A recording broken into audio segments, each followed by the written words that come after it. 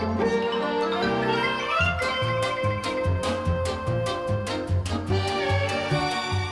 everybody, it's Chris Eads, known online as Wootini, here with another of my Gay Gamer video podcasts. I want to start with a quick movie review. Obviously, I saw Aquaman, who does not look like this. It was surprisingly entertaining, I have to say, for a DC movie, which aren't always that way. I think it helps that, unlike Superman and Wonder Woman, Aquaman is kind of undefined as a character, you know, so you can you got a little more leeway with his personality, so you can write him as, you know, gruff and arrogant and annoying and whatever, and it's fine, because he doesn't have a firmly established character, like Superman, who Zack Snyder famously got completely and utterly wrong in Man of Steel, so, you know, and Wonder Woman, they got more right. Not completely right, but mostly right. So here, you have a little more leeway with Aquaman, so it's like, So it's fine. It's not offensive. It's closer. I would put this one just behind Wonder Woman in my list of top modern DC Comics superhero movies. It's a lot. It sort of lost me.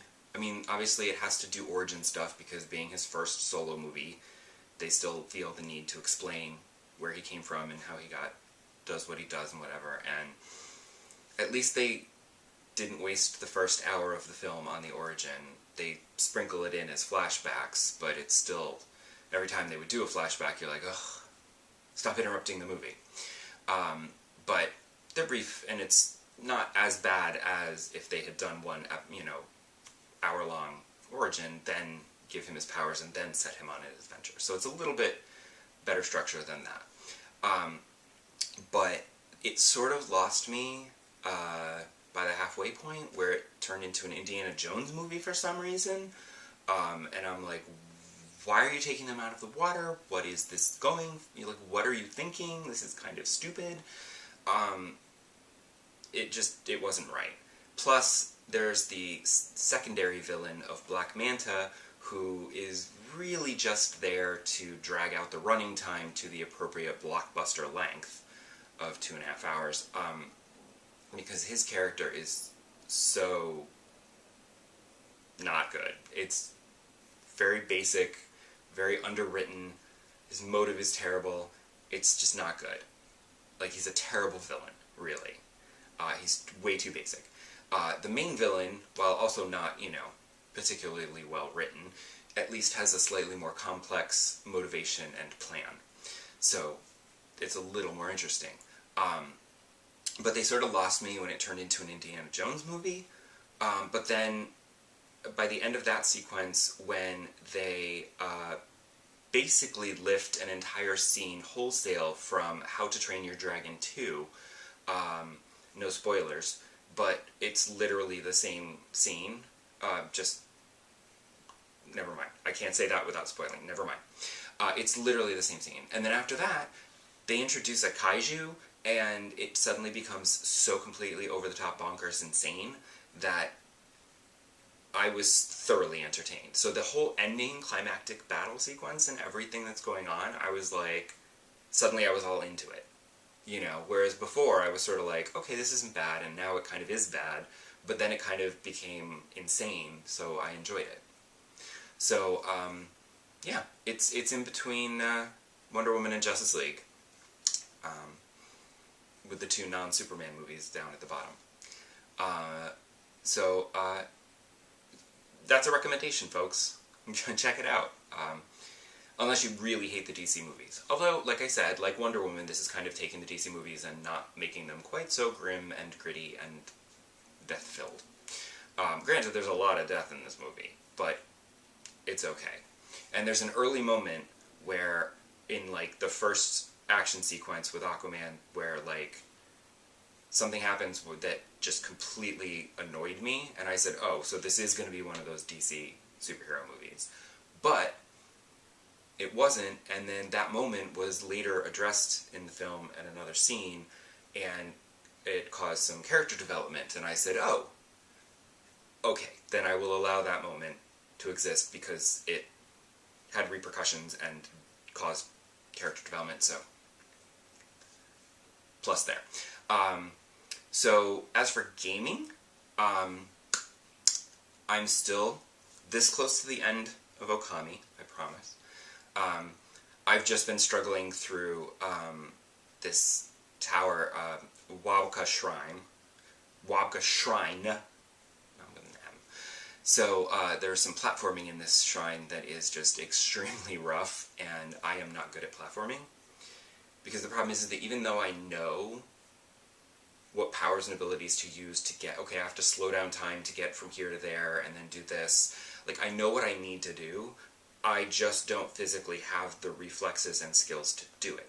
Also, it doesn't help that sometimes I'm failing jumps because the camera angles are so bad and I can't seem to angle the camera in such a way that it will help me to do what I gotta do.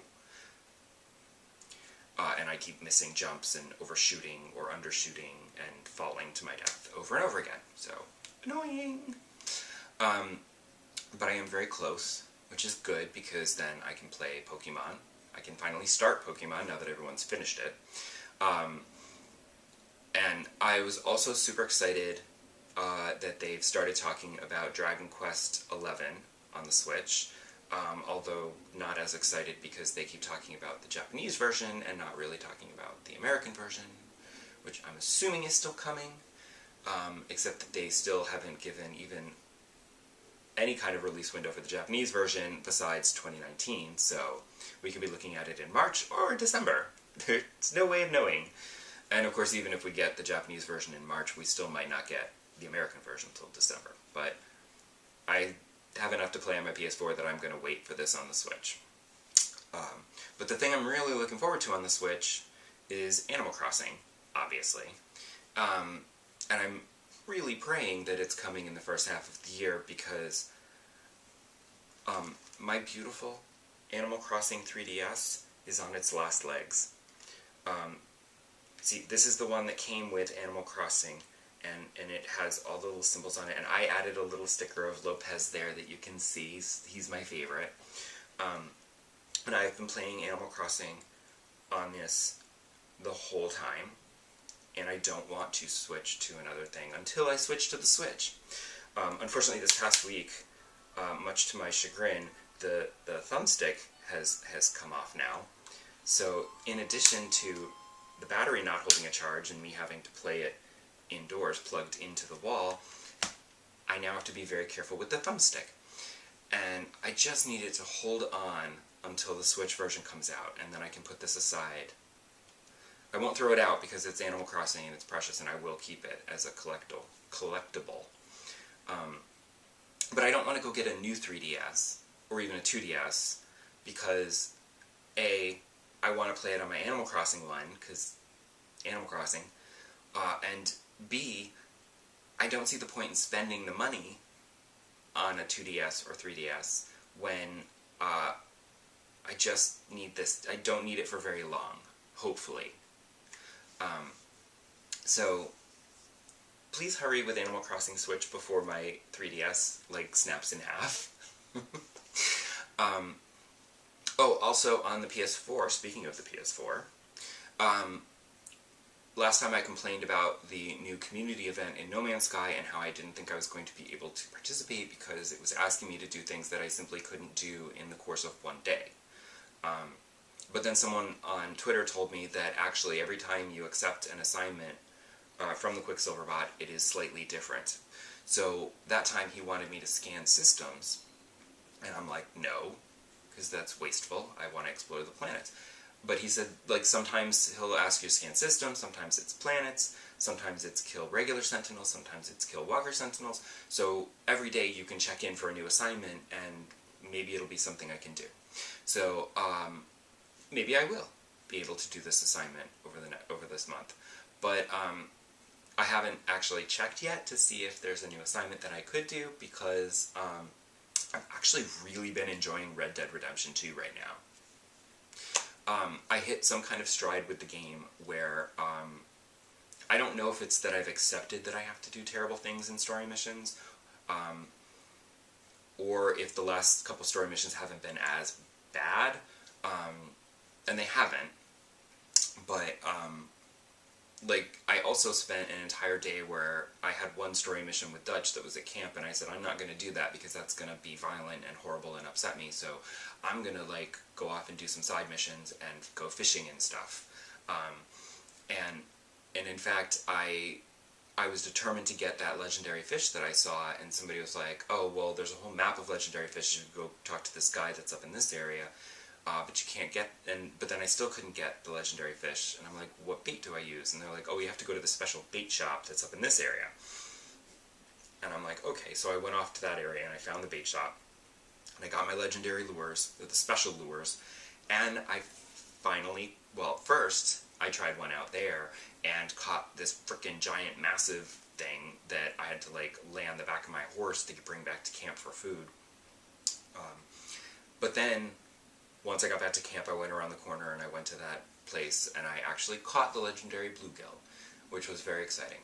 Except when I mailed him the legendary bluegill, he mailed me back a river lure, which I already had. So, thanks.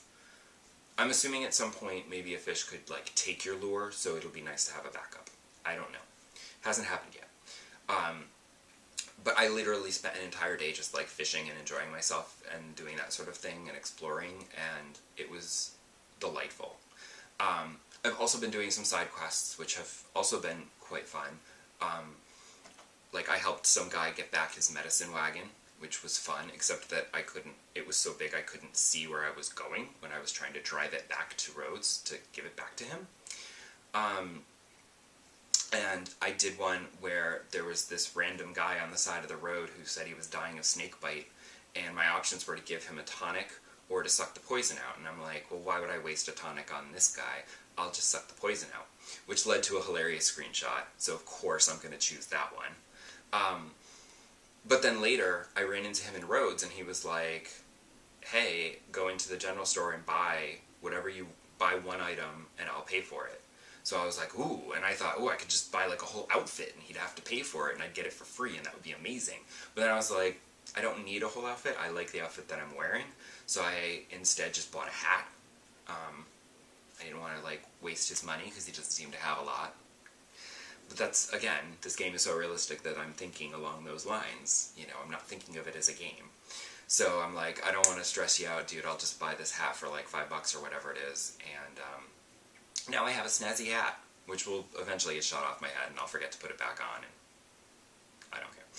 But my favorite, I found a side mission that is so far my favorite in the entire game.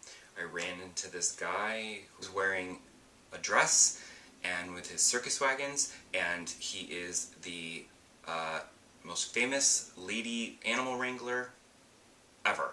Because there are no lady animal wranglers, and he's not a lady. But apparently the grease paint, he says, makes him look like a lady. And I'm not really sure how that covers up his giant handlebar mustache, but maybe people back then were a little dimmer, I don't know. But he tasks you basically with collecting his missing circus animals. And of course, they start out just as fake as he is, like a zebra that's just a mule with stripes painted on it. But over the course of finding the multiple animals, things take a turn, and it's insane, and the whole thing was just funny and amusing, and I just had a great time with that side mission, and I recommend, if you haven't found it, find it. It's sort of north, just north of Rhodes. Sorry, I can't be more specific than that. My sense of direction is terrible, so, like, don't listen to me. But look it up online in a FAQ or walkthrough or something and you'll find it. So yeah, so I've been really enjoying Red Dead 2 right now, which I'm slightly surprised by because I was having some issues with it, but right now it's been sort of fun. So we'll see if I can maintain that. Come back next time and I will talk about what I got for Christmas, because Christmas is coming up in a few days, so next week will be all about what I got for Christmas. And special holiday episode. See you then. Bye. Have a good one. Have a good holiday yourself. Bye.